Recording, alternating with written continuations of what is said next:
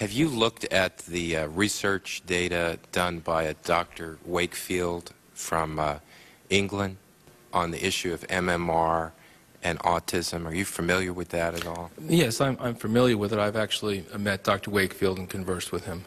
Okay. One of the things that I've been very concerned about since I've been working with the chairman on this issue, and it's about 3 years now, I think this is now the third epidemiologic study. There were 2 out of England, and then there was this, maybe it's the 4th one. I think there was a U.S. study, if I'm not mistaken. There's that Finnish study, Peltola, as well. Okay.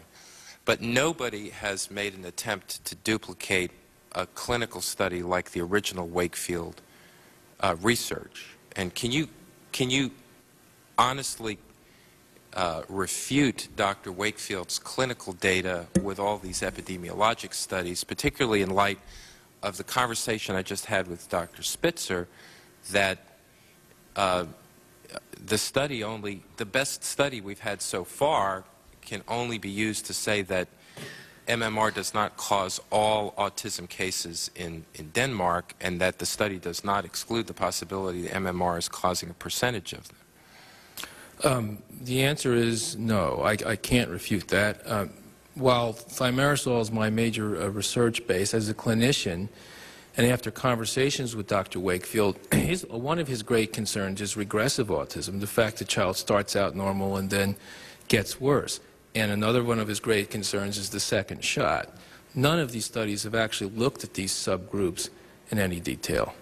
Although MMR is a very important issue as well, and important to me, I'm interested in the thimerosal issue because it has been given to literally millions of people since the 30s. And it's been given in more and more greater quantities in recent years because of the number of vaccinations involved. Do you personally believe from your studies that the mercury is a contributing factor to the cases of autism we have in this country? Yes. Do you think it's a large contributing factor, or do you have any percentages? I mean, I know this is a tough question and everything, but you've done a lot of research. I think it's hard to look at a percentage. I think that as NIH is focusing on, there's probably an environment-gene interaction. In other words, a lot of children get the injection and don't become autistic. And so there must be something special or different about the way a certain subgroup of children are able to handle toxins, which, as I alluded to earlier, is known for other toxins. I mean, that's not a foreign concept.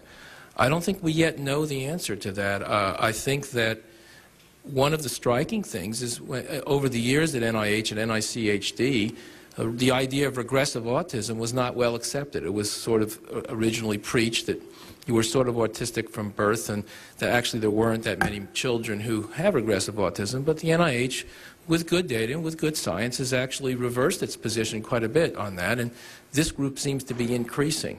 And so up to somewhere between 30 and 40% of children in very conservative studies seem to have this regressive autism. In other words, it doesn't seem like they're starting out abnormal. Something happens to them and they backslide. So I think if you want to take a conservative estimate and you want to take those conservative numbers, because there are other studies that say 60–70% of autism is regressive, I think that it's a very good chance, it's more likely than not, that it contributes or causes autism in about 40% of children who are autistic. Would you say that a child like my grandson, who got 9 shots in one day, 7 of which contained thimerosal, would you say that they had a greater risk of getting creating a neurological problem like autism than? Yeah, absolutely. I didn't touch on that. I tried to be very conservative with my analysis, but as you pointed out, these EPA guidelines are a small amount per day. These kids are getting an enormous amount all at once, and as you say, you could average the amount of a lethal injection over your lifetime and say, well, you never in any one day got a lethal dose. The only trouble, you'd be dead and 6 feet under the ground. So yes, I mean, those are the most concerning cases, children who were okay, who got worse, and whose parents can link this to a single or a serial set of exposures to mercury.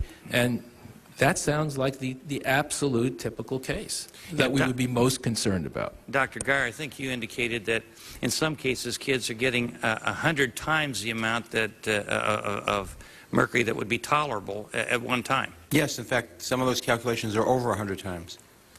So a child that got multiple vaccines in one day could conceivably be getting more than 100 times the amount, according to EPA, that's a tolerable level of mercury in one fell swoop. Yes, and their levels are actually conservative because they meant by ingestion, not by injection. Mm-hmm. So their studies were not usually by injection. The injection would be actually It's worse. Worse, Yes. much more lethal, so to speak. Yeah, I mean, there's no question that these children are overdosed. Would either one of you take 9 shots in one day, knowing that 7 of them contained mercury at the same time? Or would you allow that to happen to your kids or grandkids, whether they're healthy or not? You know, a mercury thermometer broke in my house, and I cleared everybody out of the house and went to my lab and got these, really, bioresistant gloves and cleared it up like a toxic spill. No, of course not. It's a really bad compound. I wouldn't, and I had a different situation. I run a laboratory that does chromosome analysis, and we had a mercury vapor bulb break. We were located near the NIH, and we cleared the building and had the NIH guys come in with, full body suits to clean out the area. I think we've dramatically underestimated what's been in the literature for the entire last century, that this is a highly toxic compound. The more we look into it, the worse it gets.